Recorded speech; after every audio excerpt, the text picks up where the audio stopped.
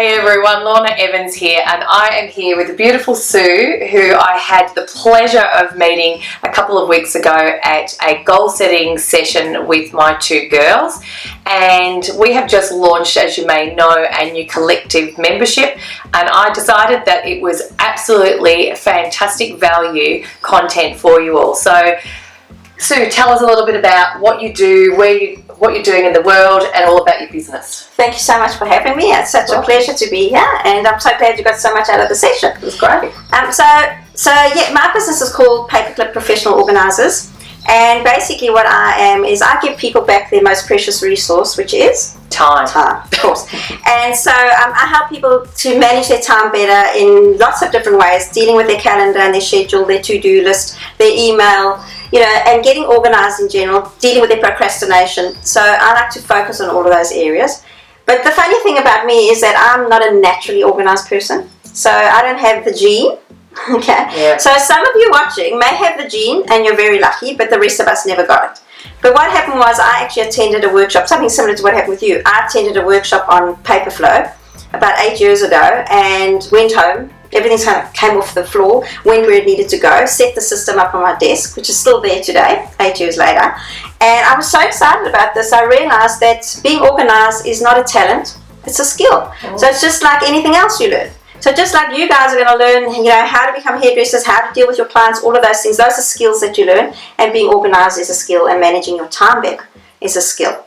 And so I became a professional organizer and wanted to help people basically teach them how to manage their time better. That's awesome. And the reason that I thought that this was a really good bit of content for you is, the stats are at the moment that in the hairdressing industry, between makeup artists and hairdressers, is only 10% of those people will actually invest any time in education at all after their initial training. Nice. And one of the things that I hear all the time is, I wish I had the time to do more training. And that's why I thought this was great. Brilliant, absolutely. And the thing is that everybody has got the same 24 hours after all. Yep. And so it's about learning how to deal with your 24. And people that you find are very effective and efficient generally are the people who know how to plan, prioritize and schedule their lives. And when you plan, prioritize and schedule, you'll be able to be more effective. Yeah, fantastic. Well, I can see you've got some pretty good content back here.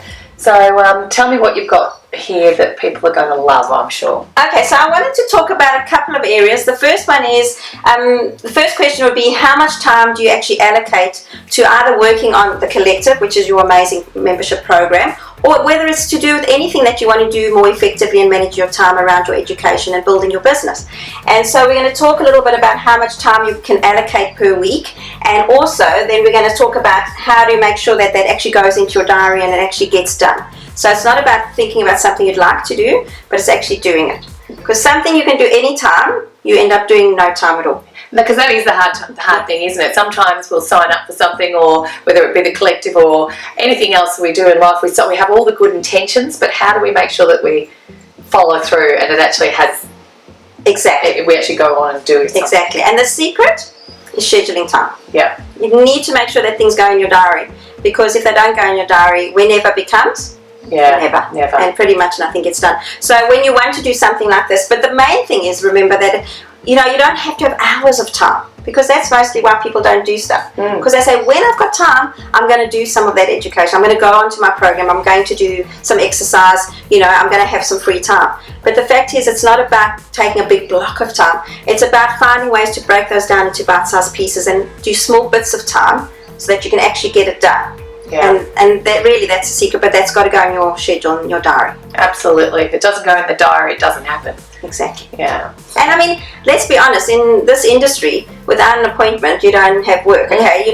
Understand what appointments are about. And so, your clients book in time. So you need to book in time too, because it's with a very important person. Who's that?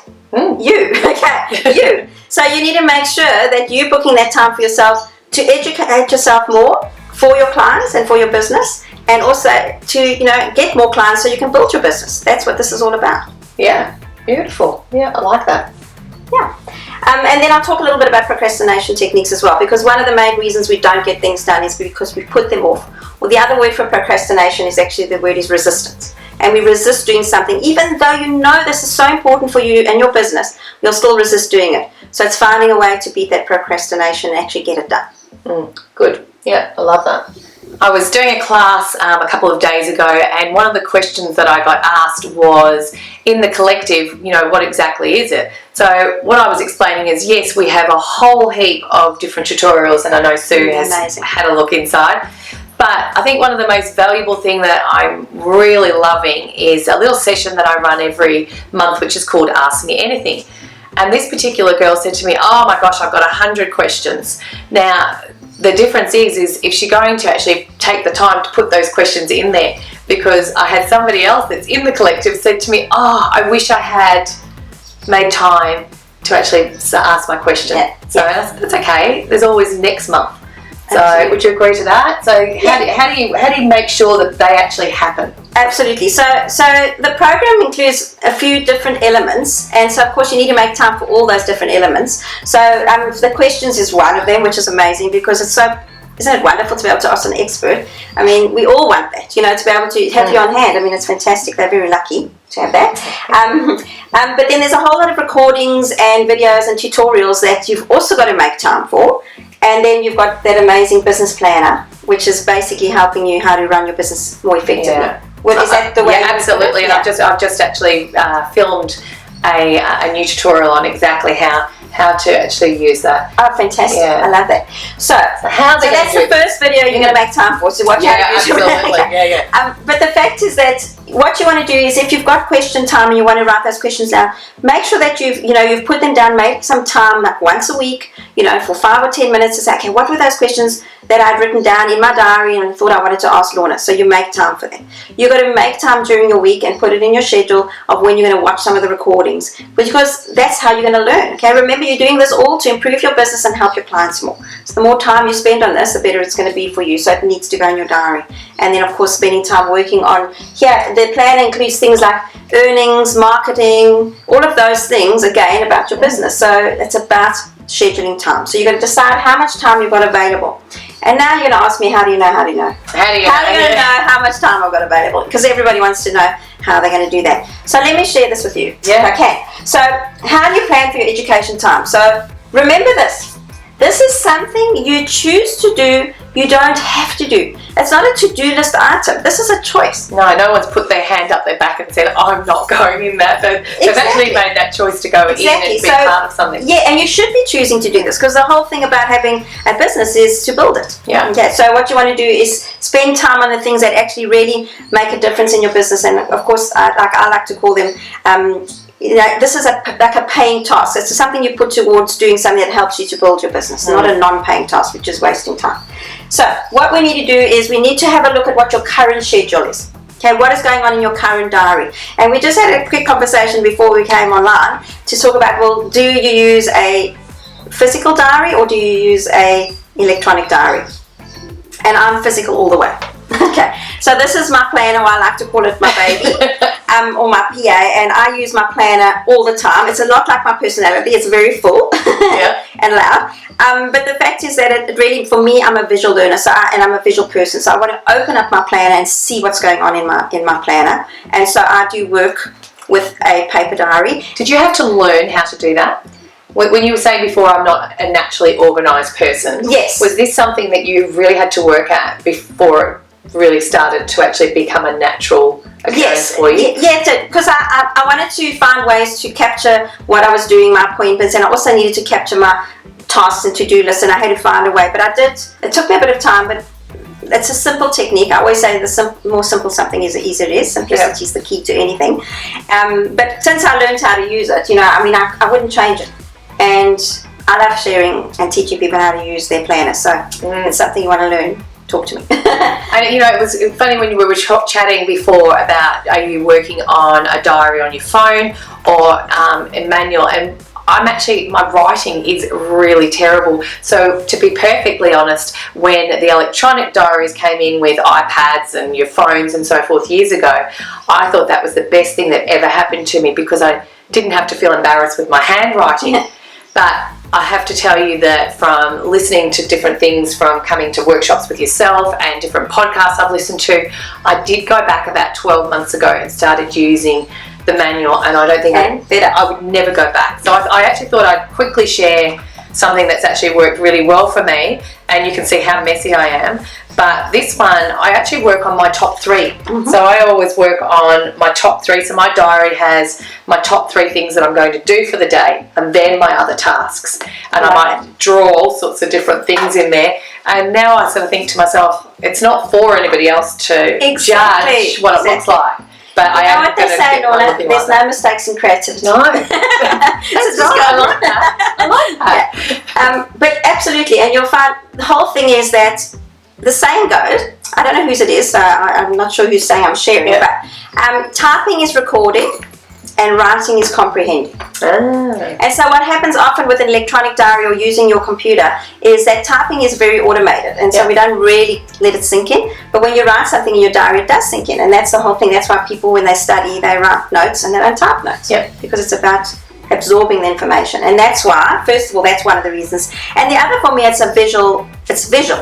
Because if you have a look at my diary on a visual basis, it's a really nice diary. I'm not going to show it. I'm going to his is much nicer. No, but if you see, it's very visual. I can see straight away where my appointments are, what my tasks are, and that makes a difference for me. Because if you phone me and say, "Hey, Sue, can I see you on Tuesday at 2:00?" and I'm on a phone diary, then I've got to pick up my phone, switch it on loudspeaker, and in front of everyone say, "Well, yes, Lorna, I can see you," and everyone's listening, and I'm trying to check. That I really don't enjoy that. So I would rather be using something like that where it's visual and I can see. So going back to this. Yes. So this is the what I mean by visual. So you would have written down all of your current appointments and what's happening in your week. Your default diary, we like to call it, where it's looking at your week at a glance. And it's always a good thing to do that anyway, because you kind of see where your priorities lie. So that's good for everybody to have a look and see, is there enough clients in there, or am I doing too much me time? What's going on? But you need the me time, of course. So then, once you've done that, you're going to say, okay, now I need to decide when I'm going to fit in these things or anything else around your business or yourself, your exercise. Everything should be going into this default diary. And the whole idea is that what gets scheduled gets done. And so we need to get into this habit of putting things in your diary. Because I'll ask you, whenever becomes, remember? Never. Yeah. Okay, because it's like, I'll do that whenever, when I've got time, when I can, but it has to go in. So a couple of things I've written here is, as I said before, it's with a very important person, and that's you, because you're just as important as any client.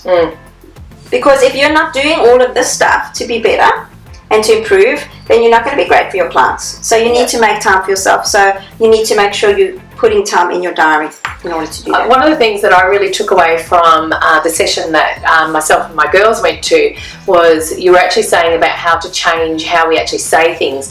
And I was a really big person at saying, I mustn't forget to do this today, or today I mustn't. So now I actually say, so today I'm going to take this with me to the salon if I'm going to the salon. And how, so actually learning how to change how I was actually saying, so today I'm going to work on 2 hairstyles, rather than today I must make time, or it just needed to change how I was actually thinking about it. And that was a really big takeaway. I love that, because you've got to reaffirm in the positive. It's so important for us to do that, because if your mind hears forget instead of remember, so I must remember instead of I must forget. So it makes it such a difference. I like that one. Yeah, thank you. I wasn't listening, see? Good. So this is. The other thing is, it's all about habit. So one thing when we talk about goals, which we were sharing, and if your goal is to be more educated around your business and improve your business and make it more effective, or have more exercise, be fitter, lose weight, whatever those goals are. The fact is, we can often set a goal and decide what we want to do, but we don't actually do it. And often the biggest thing that's missing is that you've got an idea of what you'd like to achieve, but you've absolutely no plan or action plan to actually get there. Yeah. And so without steps or habits that you need to improve or change, you're not going to get there. So this is about setting new habits in your life. It's setting a habit around your education, around your business. And if you can do that, and you do it on a regular basis, and I use the word recurring action, which means it happens over and over and over again. So it has to be literally put in your calendar and written every single week at the same time. Yeah. Now sometimes you might have a client at that time, that's okay. But ideally, you really want to keep that time open, because remember, that's an important appointment with yourself. And so you can fit people around that. But if you want to make this a habit, you need to make it a regular thing. Absolutely, I think that's really good. And another little hot tip too, which I found as I've been a salon owner for 29 years as well, is a downtime. A downtime report is something, particularly when we were running 3 salons, that we used to do. So if a stylist, and this is if you're in a salon, if a stylist happened to have a cancellation or there was a gap in their calendar, well, what was used in that time? You know, because there's a golden nugget that maybe wasn't scheduled, but you know what? Those golden nuggets can actually be picked up. Absolutely, and we'll talk about that when I do procrastination as well. But that is so true. You know, that's exactly what happens. But what do we actually do when people have got 15 minutes available to themselves and you have a break between clients? What are you doing? Yeah. Picking up your phone.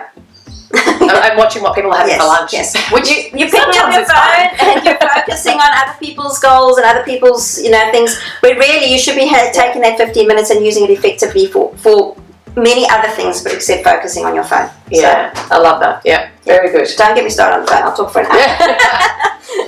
So I thought this one was actually really good, Sue. So procrastination, I never do that. Oh no. I'll put it off till later.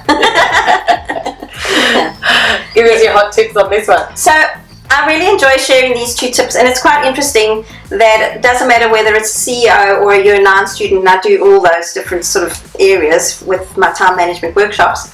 I always give them the same 2, and they really do make a difference because we do put things off. So the first one is eat the frog. Have you heard the saying? No. Okay.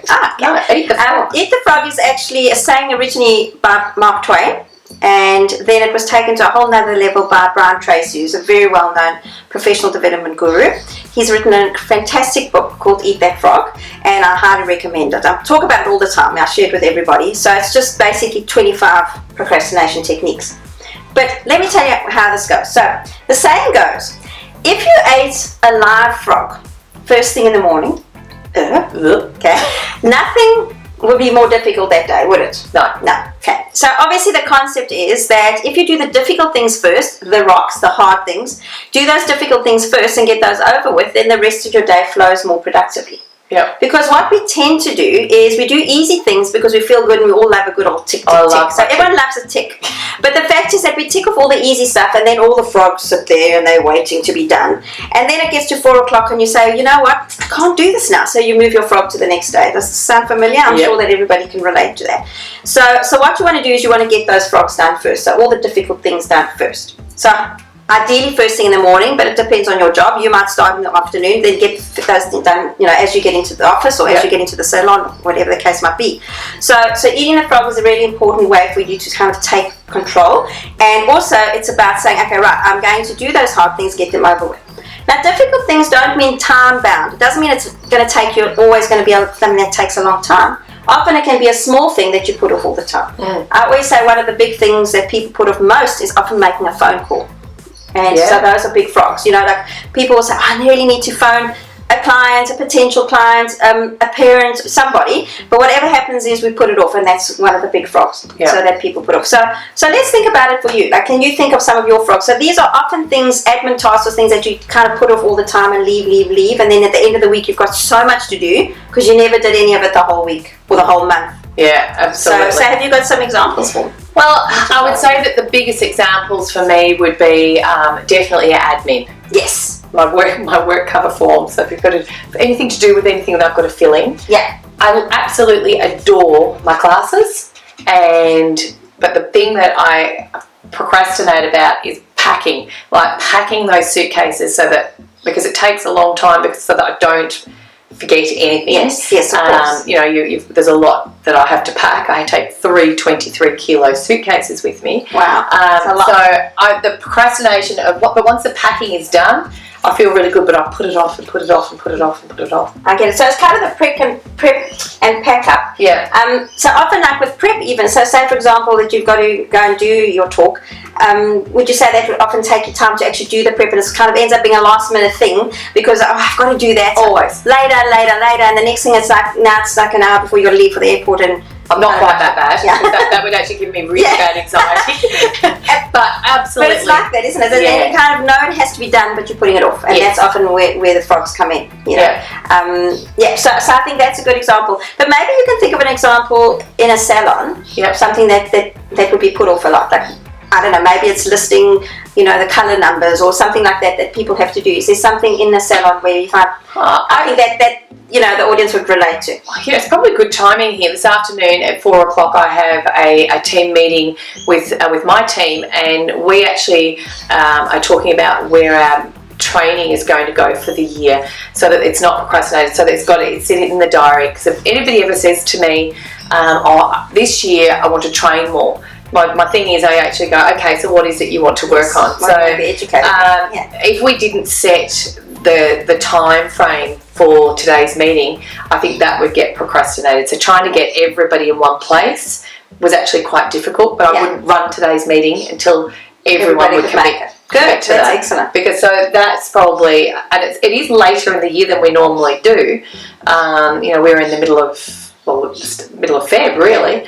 It's probably a couple of weeks overdone, so that's probably been procrastinated just to get that meeting. But I know today we'll all feel quite excited about it. So I'd say procrastination in the salon would be getting a date that everyone could come to. I'd say that procrastination would be in the salon would probably be more things like reading clients. You know, that is one thing that we do. We call all of their new clients up until they've been with us 3 times. Yeah. It's always a question. Have you called your clients? Yes. Yeah. Oh, I'm going to do that. And I'm going to do that. I'm going to do that. And then don't you go like, well, it's 8:30 now, it's too early, it's 5 to 1, they're going to be having lunch. It's 4 o'clock, oh, it's the end of the day, I'll phone them tomorrow. Because I know that's the conversations I have. That's my conversations, because it's definitely one of my frogs is using the phone, so I get that. So really, I suppose, just to get across, everybody will have their own frogs, but it's about take a moment now and actually write down what you think your frogs are, because you need to understand what are the things you're putting on. Yeah, I love that. Yeah. Awesome. Now, then I'll say to you that I think the best way to eat a frog is 10 minutes at a time.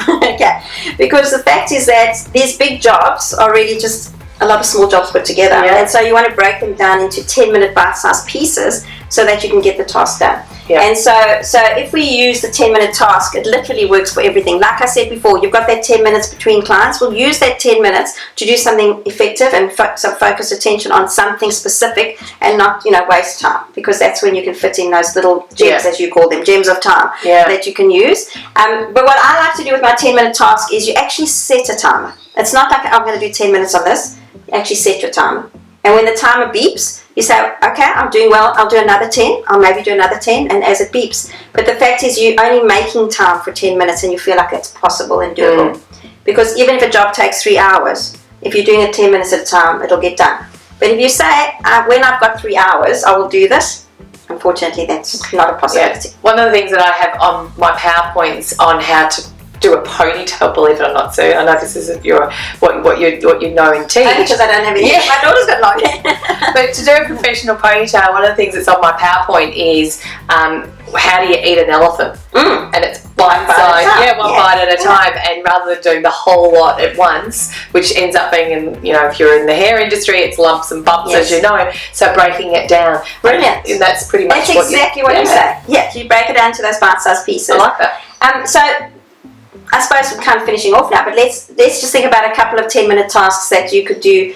I mean, that would be a perfect example. Every time you're doing a style, just do it in bite-sized pieces, which is fantastic. So maybe set your time and not feel stressed, because I'm sure often there's a lot of stress around a big event and all that kind of thing. So maybe just setting it in sort of time blocks instead of thinking you've got to spend the whole afternoon doing something. Yeah, kind of doing it. Just break it down. Yeah. Some of my favourite ones that are just from a home point of view is the 10-minute cleanup after dinner.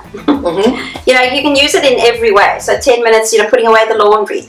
All of those kinds of things is a way that you can effectively do that. And of course around paperwork and email, 10 minutes deleting emails, 10 minutes answering emails, 10 minutes checking. And do you put this all in your diary?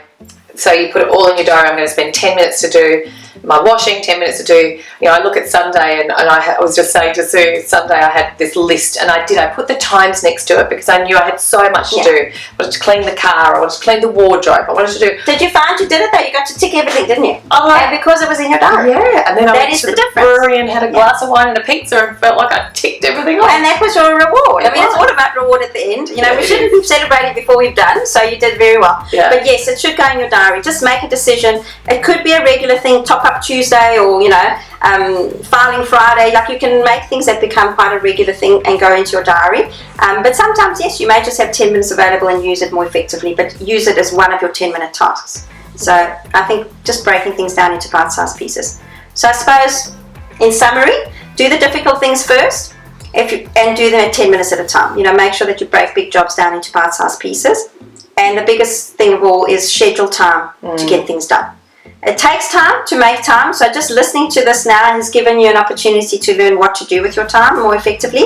And so now just go and schedule those things and get them done. Absolutely. What is it they say that it takes? Is it 28 days to change a habit? So actually, it's 66. 66? Yeah. Oh my gosh. It's 66. So it's actually harder, even harder than you think. Yeah. Because then it actually changes the whole neural pathway. But the fact is, 66 apparently is how long it takes to change a habit. So you've got to regularly keep doing something. It's very important for you to do that. That's how you build a habit. Absolutely. Well, I think that was great content. If people wanted to, I know that you've got a PDF of all the information from today's session. Yeah. If anybody wants to get a hold of that, how do they get in contact with you? Excellent. So if you can get in touch with me on my website, which is www.paperclip, so it's Paperclip, PO, in other words, Paperclip Professional Organisers, or you can email on info@paperclipo.com.au. Great, and then and you'll send them all the I'll send them all little tidbits that we've mentioned today, and then of course if you need any other help, please get in touch and we can do Skype sessions, workshops, etc., whatever's necessary. Well, that was awesome, and I know myself and my girls and even a couple of my friends are actually have decided that we're going to do some sessions with Sue on our goal settings for the year and getting organised. So I hope you got something out of that. But thank you, Sue. It was wonderful. My pleasure. Thanks for having me. Thanks.